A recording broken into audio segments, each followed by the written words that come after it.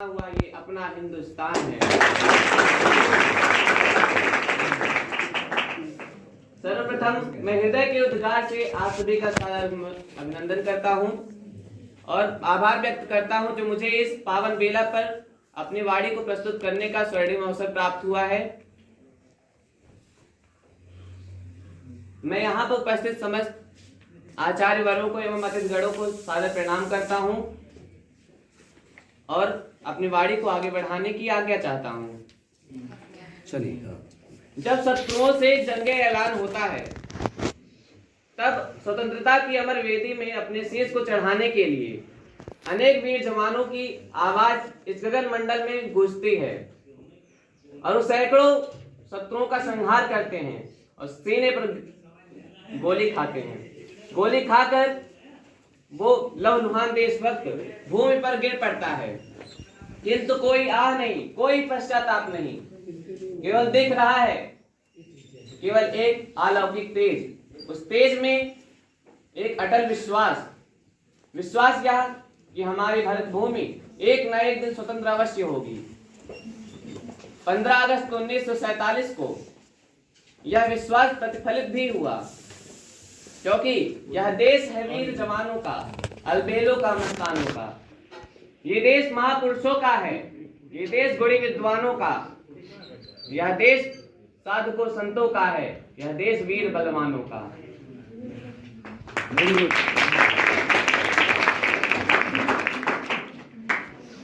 गुणीजनों एवं महापुरुषों की उपस्थिति में हमारे देश की स्वतंत्रता तब तक अधूरी रहती जब तक इस देश का संविधान न रचा जाता। अतः 26 जनवरी 1950 को राष्ट्र निर्माताओं के अधीनता में हमारा भारत का अद्वितीय लिखित संविधान लागू किया गया। भारत का संविधान तो लागू हो गया, किंतु एक बात थी जो हमें अपने जहन में उतारनी थी कि भारत की गौरव गाथा बार बार दोहरानी है। भारत की गौरव गाथा बार बार दोहरानी है। हम भारत के वासी हैं और हिंदुस्तानी हैं। यहाँ पर अनीति, अत्याचार, दुराचार, कदाचार, भ्रष्टाचार आदि कुत्सित प्रवृत्तियां व्याप्त थी, क्योंकि अनीति अत्याचार बढ़ रहा। युग का अर्जुन मौन है, अपमानित द्रौपदी पक्ष में बोलने वाला कौन है। युग के अर्जुन गांडीव उठा ले, गीता का फरमान है। अवगुणों के समक्ष झुकेंगे नहीं, क्योंकि हमें करना राष्ट्र सम्मान है। गणतंत्र की स्वतंत्रता के लिए यह बात अति आवश्यक है कि हमें अपनी सभ्यता, संस्कृति, मौलिक चिंतन और वैचारिक स्वतंत्रता को बनाए रखना चाहिए। और हम बात करें अपने शत्रु देश या कहें भाई भी हमारा वो है पाकिस्तान की, तो उसका कार्य है शीशे से पत्थर को काटना। उसे एक बात बताना है मुझे कि भूल गए सिपाही हमारी कितनी भूमि छोड़ी है। एलओसी से आगे चढ़कर सेना हमने मोड़ी है। हर युद्ध हराया है तुमको क्षमादान तुम भूल गए। 47 में किया जो हमने भूमिदान तुम भूल गए। भुट्टो से पहले हाथों को हमने भिक्षा दी थी। पहले वो है तो हमारे एक तरह से बेटे ही, भारत का ही एक अंग है, भारत से ही अलग हुआ। वो भारत माना जाए तो भारत एक जनक है और उसका पुत्र समान है। तो भुट्टो से पहले हाथों को हमने भिक्षा दी है जी। देखे को अनदेखा करके जहर की घुड़की पी है जी। ताज धमाके जैसे कितने जख्मों को झेला हमने, फिर भी मैदानों में तुमसे क्रिकेट मैच भी खेला हमने।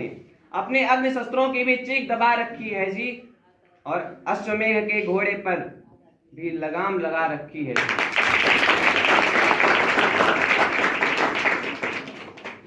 हम भारत में ही देख लें तो कहीं कैथोलिक, प्रोटेस्टेंट, कहीं ब्राह्मण, राजपूत, शिया, सुन्नी, बोहर, जोहरी, जट आदि ना जाने कितनी कतारों में हम बटे हुए हैं। मेरा अंतिम संदेश यही रहेगा कि ईसाई सभी सिख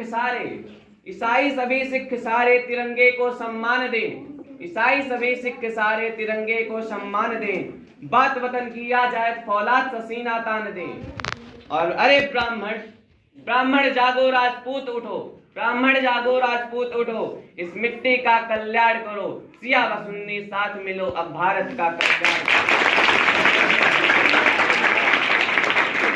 सरवार दिए अंगारों में जिस्म जलाया है, तब जाके कहीं हमने सर पे ये केसरी रंग सजाया है।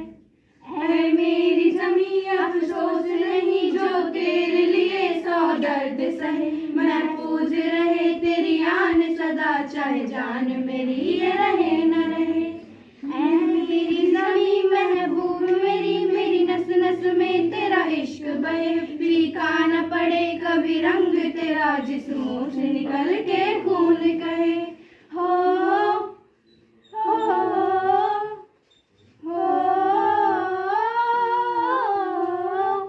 तेरी मिट्टी में मिल जावा गुल बन के मैं खिल जावा, इतनी सी है दिल की आरज़ू।